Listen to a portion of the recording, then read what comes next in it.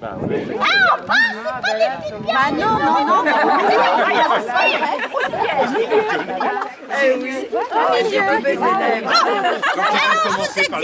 Je vous ai dit que la partie la plus ancienne, c'est la partie qui se trouve au milieu. Mais une chose qu'on peut dire, c'est que c'est pas normal. Hein. C'est plus que tranche. Ça, je suis d'accord, c'est pas normal. Normalement, la partie la plus ancienne devrait être en dessous, oui, en bas, et même recouverte de terre, puisque là, on parle de siècles. Alors pourquoi? Eh bien, pourquoi c'est l'espace où nous sommes. Alors, vous voyez, c'est un grand espace relativement plat. C'est ce qu'on appelle des lisses, L-I-C-E-S. Et on a gardé l'expression entrer en lice, entrer en compétition, car là, c'était là qu'avaient lieu les tournois de chevalerie, les jours. Et donc, pour avoir cet espace plat, ben, ils vont creuser, car je vous ai dit qu'on est sur une colline. Donc, tout est construit sur une pente. Donc, le mur intérieur doit surplomber le mur extérieur. Mais ils veulent l'espace plat. Et bien, ils vont dégager les fondations romaines. Notez si bien qu'on a la seconde tour, c'est notre tour de Pise à nous. Hein. Oui. Prête à tomber. Donc, avant que tout ne tombe, ils vont reprendre en soutènement les tours romaines en leur faisant une base carrée. Et si vous regardez le socle carré, les pierres, hein, c'est du grès, c'est exactement vrai. Donc vous remontez quelques sauts de sable et pof sur la tête des ennemis, ils sont aveugles, ils voient plus rien. Moi je suis où? Voilà. Et pas d'eau bouillante s'il vous plaît, et pas d'huile. Donc la restauration, oui la poix, voilà. Et la poix, si on reçoit ça sur le haut du crâne, qu'est-ce qu'on va crier? Eh ben c'est quelle poisse!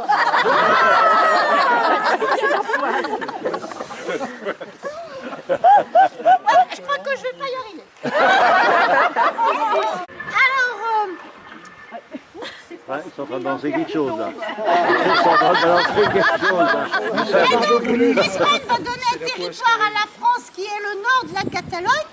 Sauf que pour les Français de l'époque, c'est le Roussillon et pour nous, c'est le département des Pyrénées-Orientales avec Perpignan. Mais le résultat et la conséquence pour Carcassonne, c'est qu'elle n'est plus sur la frontière. La frontière est là où elle est actuellement, la crête des Pyrénées, à une centaine de mètres plus au sud. Et donc... Kilomètres. Hein?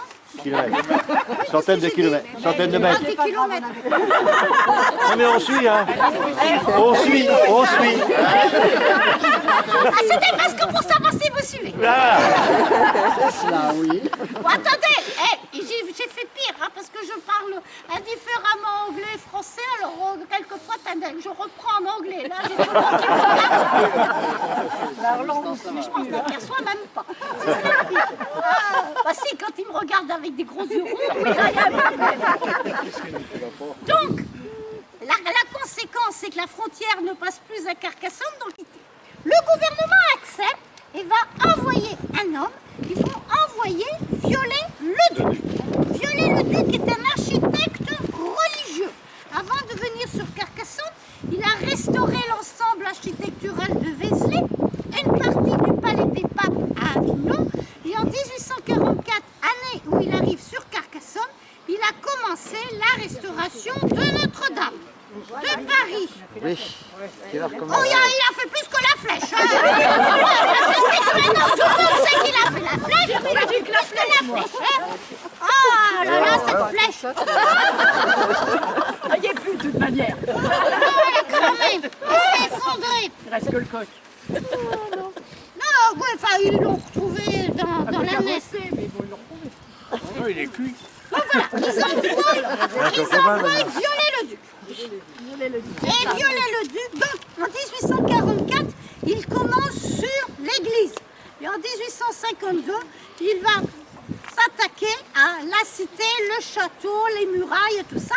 Et n'oubliez pas, il faut dégager toutes ces misérables habitations qu'un des préfets de l'époque a appelées des sangsues. Allez-y, les sangsues dehors. Alors ici, les sangsues, en voilà quelques exemples. Alors vous avez la tour qui penche, vous en avez une là, mais imaginez que vous en aviez tout un tas. Et derrière, c'est la grosse tour, elle est coincée ici. Elle est coincée. Et là, c'est de l'autre côté. Vous voyez, c'est comme un petit village. Donc, en 1914, c'est enfin la fin des travaux. Et là, c'est des critiques. Oula, des critiques. Car toutes les tours sont du style poivrière, comme celle que vous avez là-bas au fond. Un toit pentu recouvert d'ardoise. Des critiques. Un toit pentu. On est dans le sud de la France, donc la neige, on ne connaît pas trop. Et l'ardoise, pour beaucoup, l'ardoise, justement, c'est le Val-de-Loire, c'est la Belgique, la Lorraine, mais absolument pas dans le sud. Et pourtant, tous les matériaux utilisés sont locaux. Et à 20 km au nord de Carcassonne, nous avons une carrière d'ardoise. Toujours est-il que les critiques vont perdurer jusque dans les années 60. Et là, l'architecte des monuments veut montrer la différence. Vous arrivez sur une très grosse ville. Laquelle? Marseille. Paris. Ah ouais. Gagné. Paris. Moi, j'ai pas le sens de dire ta Mais c'est surtout pas Marseille, hein. Paris. Je veux dire. En effet, Carcassonne est sur cette ligne imaginaire qui donne le temps. Le point zéro, c'est Greenwich, Londres, et 1 heure après, c'est Paris. Et cette ligne, ça, pour nous, c'est l'île Paris, Carcassonne, Barcelone.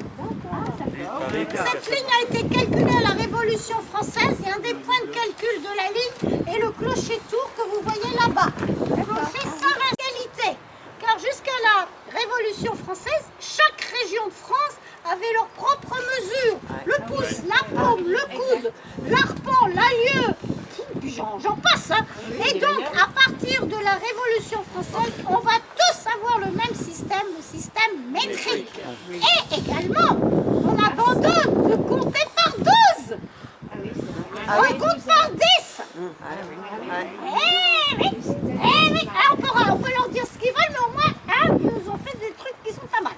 Et par contre, il y a toujours on a toujours des relents, pas des relents,